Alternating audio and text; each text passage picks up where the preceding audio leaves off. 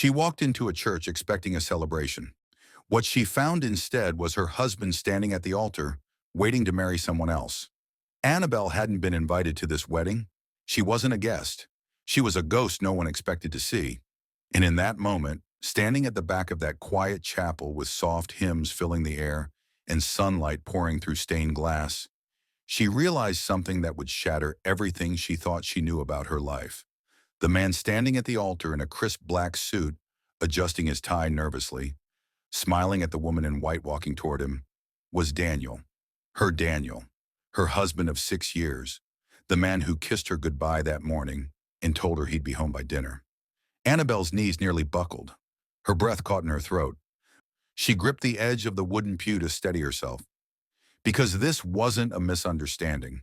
This wasn't a look-alike or a bizarre coincidence. It was him. And he was about to say vows to another woman. In that moment, Annabelle understood something terrible. This wedding was never meant to happen with her in the room. Hello, friends. Before we dive deeper, welcome to our story. Before we start, please like this video and subscribe. Also, tell us in the comments where you're watching from. Florida, United Kingdom, maybe South Africa or Jamaica? We want to know. How does a married man stand at another altar without anyone stopping him? Who was the woman in the white dress? And did she know the truth? Did anyone else in that church realize what was happening? Or was Annabelle the only one who saw through the lie? And what do you do when the person you trusted most in the world is standing in front of God and 100 witnesses pretending you don't exist? These are the questions that gripped Annabelle as she stood frozen in the back of that church. Her mind raced. Her heart pounded. She wanted to scream, to run, to disappear. But instead she stayed, because something inside her needed to know how far this betrayal went. She needed to see if he would actually go through with it. And more than that, she needed to decide what she would do next. Walk away quietly and let the lie continue, or walk forward and shatter the illusion in front of everyone? What would you do if you were Annabelle? Would you stay silent or would you speak? To understand how Annabelle ended up in that church, you have to go back 6 years. 6 years to a rainy afternoon in a coffee shop where she met Daniel for the first time. He was charming in a way that didn't feel forced. He listened when she spoke. He asked questions that made her feel seen. And when he smiled, it felt like sunlight breaking through clouds. They dated for a year before he proposed on a quiet beach at sunset. The wedding was small, intimate, perfect. Annabelle's family loved him. Her friends called her lucky, and for a while she believed she was. Daniel worked in sales, a job that required frequent travel. He'd be gone for a week, sometimes 2, visiting clients across the country. Annabelle didn't mind. She trusted him. She had her own career as a graphic designer, her own friends, her own life. They had a rhythm that worked. He'd call her every night from hotel rooms in cities she'd never been to. He'd send her pictures of skylines and bad airport coffee. He'd tell her he missed her, and she believed him, because why wouldn't she? There were no red flags, no suspicious texts, no strange behavior. Daniel was consistent, reliable, loving. He remembered anniversaries. He brought her flowers for no reason. He held her hand in public and told her she was beautiful, even when she felt ordinary. Their marriage wasn't perfect, but it was solid. Or so Annabelle thought. She had no reason to doubt him until the day an invitation arrived in the mail. It was thick, expensive cardstock with elegant gold lettering, a wedding invitation. Annabelle almost threw it away. She didn't recognize the names, but something made her pause. The groom's name was Daniel Hayes, her husband's name. It had to be a coincidence. Hayes wasn't an uncommon last name. But the invitation listed a date just 2 weeks away in a church only 30 minutes from their home. Annabelle felt a strange unease settle in her chest. She told herself she was being paranoid. But that night, when Daniel came home, she asked him casually if he knew anyone getting married soon. He said no. He didn't even hesitate. So when Annabelle received that unfamiliar wedding invitation in the mail, she almost threw it away. But she didn't. And that decision would change everything. Annabelle told herself she was being ridiculous. She told herself she'd drive to the church, realize it was a different Daniel Hayes, and laugh about her paranoia later. But when she pulled into the parking lot that Saturday afternoon and saw Daniel's car, the silver sedan he'd driven for years. Her stomach dropped. She sat in her car for 10 minutes, gripping the steering wheel, trying to convince herself there was an explanation. Maybe he was attending as a guest. Maybe he knew the groom and forgot to mention it. Maybe she was losing her mind. But deep down, she knew. Annabelle walked into the church quietly, slipping through the back doors just as the ceremony was about to begin. The room was filled with people she didn't recognize. Soft music played, flowers lined the aisle, and there at the altar stood Daniel. Same face, same voice, same man who kissed her that morning and told her he'd be home by dinner. He wasn't confused, he wasn't uncomfortable. He was prepared. He adjusted his cufflinks. He smiled at the guests. He looked like a man who belonged there. And then the bride appeared. She was young, maybe late 20s, with long dark hair and a nervous smile. She walked down the aisle slowly, clutching a bouquet of white roses, her eyes locked on Daniel. She looked at him the way Annabelle used to look at him, with hope, with trust, with love. Annabelle felt like she was watching her own wedding through a twisted mirror. She slid into a seat at the very back, her hands trembling. No one noticed her. Everyone's eyes were on the bride. The pastor began to speak. He talked about love and commitment and honesty. Annabelle wanted to laugh, or scream, or both, but she stayed silent. She watched as Daniel took the bride's hands. She watched as he repeated vows he'd already made to someone else. She watched as the woman in white believed every word. And then, just for a second, Daniel's eyes drifted toward the back of the church, and he saw her. Annabelle saw the recognition flash across his face. The color drained from his cheeks. His smile faltered. But he didn't stop. He didn't confess. He just looked away and kept going. The audience now knows something big is coming, and so does Daniel. The ceremony continued as if nothing was wrong. The pastor spoke about the sanctity of marriage, about two people becoming one, about promises made before God and family. Every word felt like a knife twisting in Annabelle's chest. She watched Daniel's jaw tighten. She watched his hands fidget. She watched him glance toward the back of the church again, as if checking to see if she was still there. She was. The bride had no idea. She was radiant, glowing, completely unaware that the man she was about to marry already had a wife sitting 50 feet away. Annabelle's mind raced. Should she stand up now? Should she scream? Should she walk down that aisle and tell everyone the truth? Or should she wait? Should she let him finish the ceremony and confront him afterward, away from the crowd, away from the humiliation? She thought about the bride. This woman didn't deserve this. She didn't ask to be part of Daniel's lie. She was a victim too. But Annabelle also thought about herself, about the 6 years she'd given him, about the trust she'd placed in him, about the life they'd built together, now revealed to be a carefully constructed illusion. Her hands clenched into fists. Her breathing quickened. She felt rage and heartbreak and disbelief all at once. How long had this been going on? How long had he been living two lives? And how many other lies had he told? The pastor asked if anyone objected to the marriage. Annabelle's heart pounded. This was the moment. This was her chance. But she didn't move. Not yet. Because she wanted to see how far Daniel would go.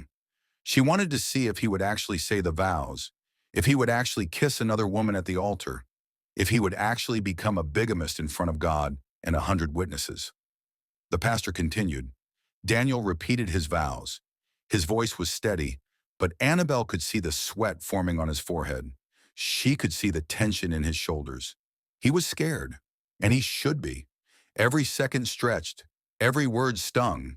And then Daniel lifted his eyes one more time and locked them with Annabelle's. He knew, and she knew, and everything was about to explode. The pastor smiled warmly at the couple. He opened his mouth to pronounce them husband and wife. And that's when Annabelle stood, not loudly, not dramatically.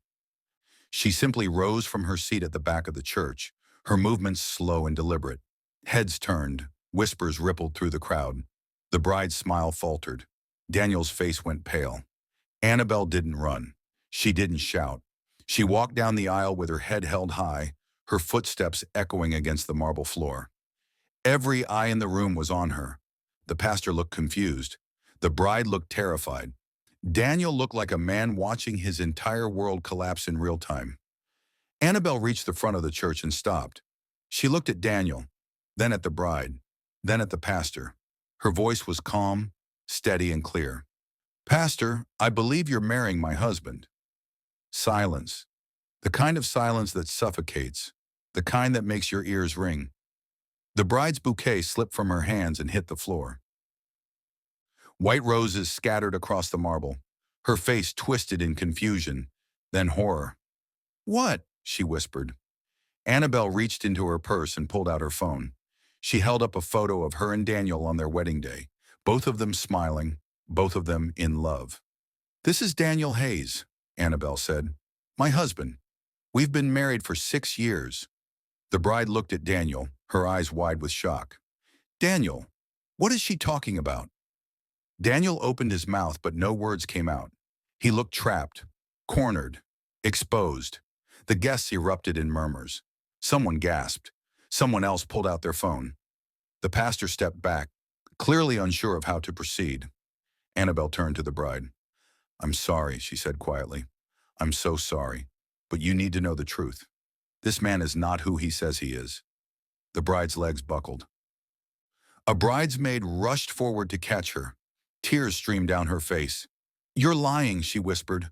But Annabelle wasn't lying, and everyone in that room could see it. Truth detonated publicly, and there was no putting it back together. If you're still watching, drop a comment with, "I'm still here." So we know who's riding this Daniel and Annabelle case out with us. The wedding fell apart in minutes. The bride demanded answers. Daniel tried to explain, tried to spin some story about a misunderstanding, but Annabelle cut him off. She showed the pastor their marriage certificate. She showed the bride photos from their home, their life, their 6 years together. She showed text messages Daniel had sent her that morning, telling her he loved her. The bride collapsed into a chair, sobbing. Her family surrounded her, some of them shooting furious glares at Daniel, others simply staring in disbelief. Annabelle felt no satisfaction in this moment. She felt no victory. She just felt tired. Tired of the lies, tired of the pretending, tired of being invisible in her own marriage. Daniel finally found his voice. "Annabelle, please, let me explain." "Explain what?" she said coldly. "Explain how you were planning to marry someone else while I was at home waiting for you? Explain how you lied to me every single day for God knows how long? Explain how you made me feel crazy for trusting you?" He had no answer. The pastor asked everyone to leave. The ceremony was over. There would be no wedding. Not today, not ever. As the guests filed out, murmuring and whispering and pulling out their phones to text everyone they knew, Annabelle approached the bride one last time. "I'm sorry this happened to you," Annabelle said softly, "but I'm not sorry I told the truth. You deserve to know, and so did I." The bride looked up at her, tears still streaming down her face. "Did you know about me?" Annabelle shook her head. "Not until today." The bride wiped her eyes. "Thank you," she whispered, "for stopping this." Annabelle nodded. She didn't say anything else. She didn't need to. She walked out of that church with her head held high, knowing that she'd done the right thing. Even if it hurt, even if it was public, even if it was humiliating, because some betrayals don't deserve privacy. They deserve the light. Daniel followed her into the parking lot, calling her name, begging her to listen. But Annabelle didn't turn around. She got into her car and drove away. And she never looked back. The wedding ended in shock, not with vows, but with clarity. Daniel left alone, and 2 women walked away with the truth. Weeks later, Annabelle sat in a lawyer's office, signing divorce papers. Daniel had tried to call her dozens of times. He'd sent emails, texts, even showed up at her door once. But Annabelle didn't engage. She didn't owe him anything. Not her anger, not her forgiveness, not her time. The other woman, whose name was Rebecca, reached out to Annabelle through a mutual friend. They met for coffee. It was awkward at first. 2 women who'd loved the same man, both of them betrayed in different ways. But they talked. They shared stories. They realized they'd both been living half-truths. Rebecca had thought Daniel was single. He'd told her he traveled for work, just like he'd told Annabelle. He'd built an entire life with her, separate and secret. And if Annabelle hadn't walked into that church, Rebecca would have married him, never knowing the truth. Do you regret it? Rebecca asked. Standing up in front of everyone like that? Annabelle thought about it for a long time. No, she said finally. I don't. Because if I'd stayed silent, you would have spent years of your life living a lie. And I would have spent years wondering if I should have spoken up. Rebecca nodded slowly. Thank you, she said, for being braver than I could have been. Annabelle smiled sadly. I wasn't brave. I was just done. They parted ways after that. Two women who'd been tangled in the same man's web, now free to rebuild their lives. Annabelle moved into a new apartment. She changed her number. She started therapy. She let herself grieve the marriage she thought she had, and then she let herself heal. She learned that betrayal doesn't just break your heart, it breaks your sense of reality. It makes you question everything you thought was true. But she also learned that the truth, no matter how painful, is always better than a beautiful lie. Because some betrayals don't deserve privacy, they deserve the light. And sometimes the bravest thing you can do is stand up in a room full of strangers and tell the truth. Even when your voice shakes, even when your heart breaks, even when you don't know what comes next. Annabelle didn't know what her future held, but she knew one thing for certain. She would never be invisible again. What would you have done in Annabelle's place? Would you have walked away quietly, protecting yourself from the humiliation?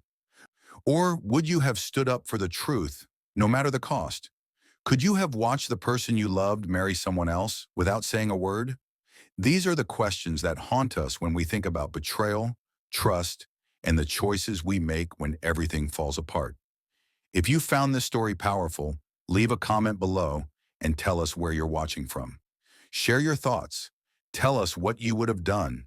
And if you know someone who needs to hear this story, share it with them. Because the truth matters. And sometimes the hardest thing to do is also the right thing to do. Subscribe to our channel for more real-life stories that remind us love demands honesty, trust requires truth, and lies always find the altar. Thank you for watching. And remember, you deserve a love that doesn't make you question your reality. You deserve a love that shows up, a love that's honest, a love that's real. See you in the next one.